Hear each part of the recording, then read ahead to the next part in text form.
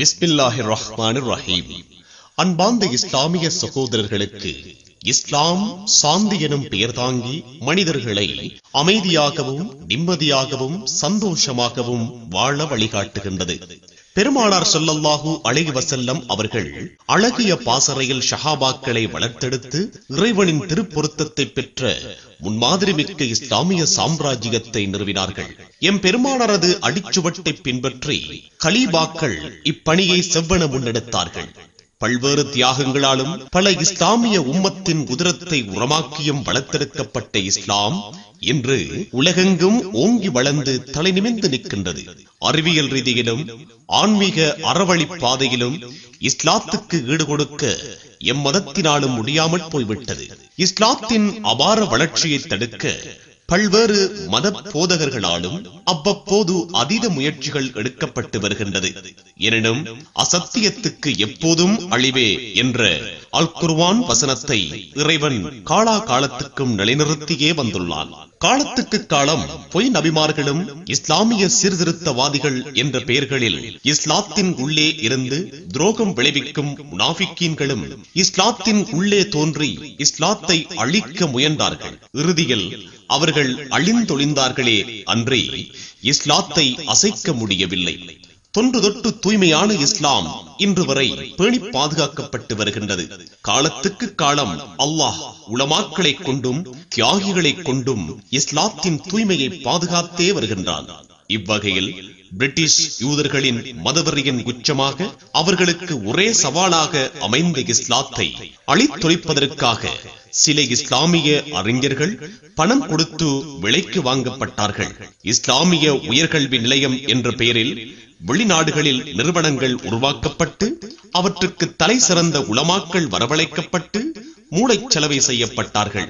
அந்த வகையில் கடந்த 50 வருடத்துக்கு முன்பாக யூத பின்னணிகள் தௌஹீத் இயக்கங்கள் என்ற பெயரில் பெரும் பணப்பள பின்னணிகள் ஆங்காங்கே இயக்கங்கள் நிறுவப்பட்டன.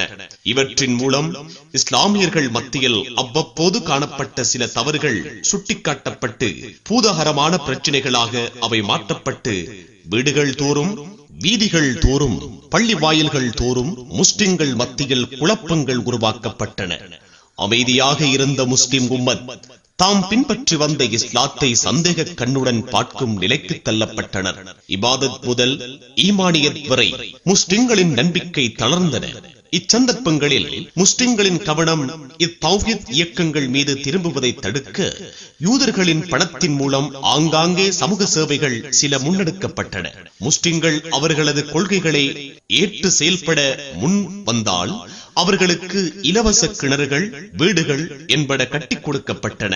மாதாந்த கொடுப்பனவுகள் வழங்கி இவ்வியக்கங்களுக்காக அங்கத்தவர்கள் சேர்க்கப்பட்டனர். இதன் உண்மை நிலை அறியாத சத்தியம் இதுவே என நம்பி சில அப்பாவி இளைஞர்களும் தாய்மார்களும் சகோதரர்களும் இதில் இணைந்து செயற்பட்டு வந்துள்ளனர். எனினும் உலமாக்களின் பிரச்சாரங்கள் இவர்களின் வளர்ச்சிக்கு அவ்வப்போது பெரும் இடராகவே அமைந்துள்ளது.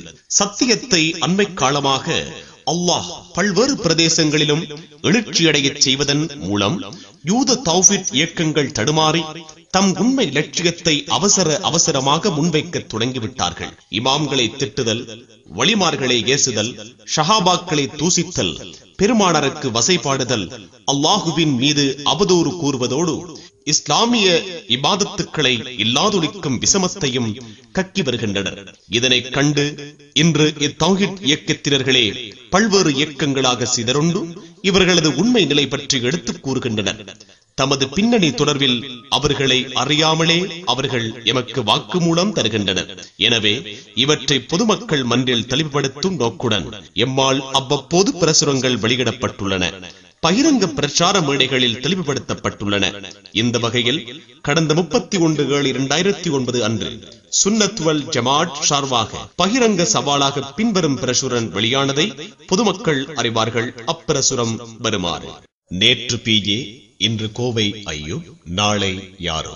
ஜமாத் அன்சாரிஸ் சுன்னத்தில் முஹம்மதியா தலைமையகம், அம்பாறை மாவட்டம் எனும் முகவரியுடன் கல்முனை கிளை செயலாளரின் தலைமையில் வெளிநாட்டுக்கு படம் எடுத்து விற்பதற்காக அம்பாறை மாவட்ட தௌஹீத் எழுச்சி மாநாடு எனும் பெயரில் இன்று 31/7/2009 பொதுக்கூட்டம் ஒன்றை ஏற்பாடு செய்துள்ள கல்முனை தர்வேஷியா வஹாபிகளுக்கு காலத்துக்கு காலம் தௌஹீத் ஜமாத் என்றும் அன்சாரி சுன்னத்தில் முஹம்மதியா என்றும் மாற்றப்படும் பெயர் பலகைகளுடன் உலாவரும் உங்களால் அண்மை காலமாக முன்னெடுக்கப்படும் அனைத்து முயற்சிகளும் ஆங்காங்கே முறியடிக்கப்பட்டு நீங்கள் துரத்தி அடிக்கப்படுவதைக் கண்டு சந்தோஷம் அடைகின்றோம், அல்லாஹ்வை புகழ்கின்றோம். அல்ஹம்துலில்லாஹ். அண்ணன் PJ அவர்களை உங்களது சமகால வேத விரிவுரையாளராக மக்கள் மத்தியில் அறிமுகம் செய்து கொண்டாடி வந்த நீங்கள் அவரது வருகையை இலங்கை அரசு தடை செய்தமையினால் வெறுமனே சில தமிழ் புத்தகங்களை படித்துவிட்டு அரபு வசனங்களை மனனமிட்டு பேசி வரும் கோவை ஐயூப் அவர்களை உங்களது பிரச்சாரகராக அறிமுகம் செய்து வருகின்றீர்கள். குர்ஆனையும்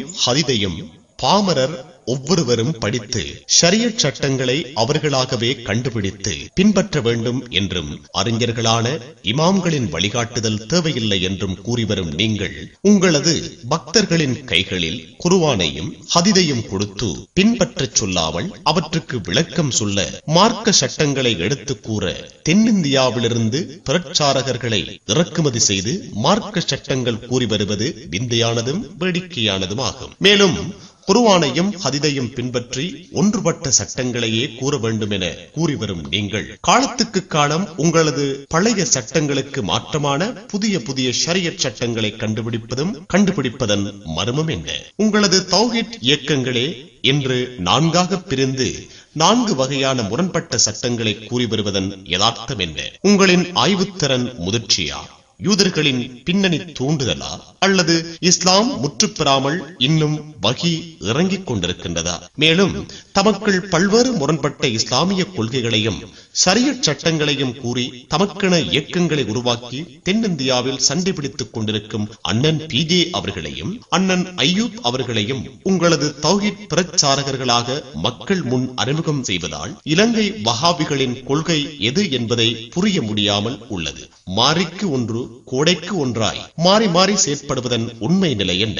கோவை ஐயூப் அண்ணன் PJயையும் அவரது தமிழ்நாடு தௌஹீத் ஜமாத் இயக்கத்தினரையும் அபுஜஹலை விட மோசமானவர் என்றும் பொய் சொல்லுவதுதான் PJயின் தொழில் என்றும் PJ என்ன நபியா என்று வெளிநாட்டு ஊதியத்துக்காய் பிரச்சாரம் செய்பவர்கள் என்றும் இவனின் பின்னால் போகின்றவர்கள் ஈமானை பாதுகாத்துக் கொள்ளுங்கள் என்றும் PJ கோவை ஐயூப்பையும் அவரது ஜமாத் இயக்கத்தினரையும் சுனாமியால் பாதிக்கப்பட்ட மக்களுக்கு வெளிநாட்டிலிருந்து வந்த காசை திண்ட மானம் கெட்டவர்கள் என்றும் ஏழைகளுக்கு பெருநாள் தினங்களுக்கென்று வழங்கிய பணத்தை திண்ட ஊழல் பெருச்சாளிகள் என்றும் பள்ளி கட்டுவதற்கு கூறி வெளிநாட்டிலிருந்து சட்டவிரோதமான முறையில் பணத்தை திரட்டி அப்பணத்தில் அரவாசியை அமுக்கிக் கொண்டவர்கள் என்றும் ஜாக் ஒரு தன்னிலை இயக்கம் என்றும் CD மூலம் இவர்களின் ஊழல் மோசடிகளை அம்பலப்படுத்தப் போகின்றேன் என்றும் கூறிக்கொள்வது உங்களுக்கு தெரியாத விடயமா?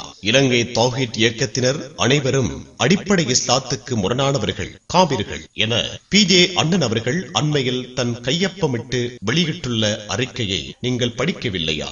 இவர்களால் வெளியிடப்படும் இவ்வாறான வெளியீடுகள் மக்கள் மன்றில் சமர்ப்பிக்க நீங்கள் தயங்குவது ஏன்? வேண்டுமெனில் தருவதற்கு நாம் தயார். எனவே முஸ்லிம்கள் மத்தியில் கலகத்தையும் குழப்பத்தையும் தோற்றுவித்து அதற்காக யகூதிகளிடம் ஊதியம் பெற்று வரும் போலி தௌஹீத்வாதிகளே உரிமை கோரி பிரசுரம் வெளியிட்டால் பிடித்து விடுவார்கள் என பயந்து அனாமோதய பேர்களில் உரிமை கோரி நள்ளிரவில் துண்டு பிரசுரம் விநியோகிக்கும் உங்களது கோழைத்தனத்தை விடுத்தும் எம்மால் விடுக்கப்படும் பகிரங்க சவாலை ஏற்க நீங்கள் தயாரா? அண்ணன் ஐயூப் முன்னிலையில் பகிரங்கமாக எமது பிரசுரத்துக்கு நீங்கள் பதில் சொன்னால் அங்கே பிறக்கும் கலகம் நீங்கள் யார் என்பதை புரிய பொதுமக்களுக்கு போதுமானதாக இருக்கும் இன்ஷா அல்லாஹ். உங்களால் அன்னை காலமாக முன்வைக்கப்படும் சட்டங்கள் பின்வருமாறு: 5 கடமைகளில் ஒன்றான ஜகாத் வருடா வருடம் வழங்க வேண்டியதில்லை, ஆயுளில் ஒரு முறை கொடுத்தால் போதும். பிறை பார்த்தல், பெருநாள் நோன்பு போன்றவை சவுதியில் பார்ப்பது கொண்டே நிர்ணயிக்க வேண்டும். இலங்கையில் பிறை பார்க்க வேண்டிய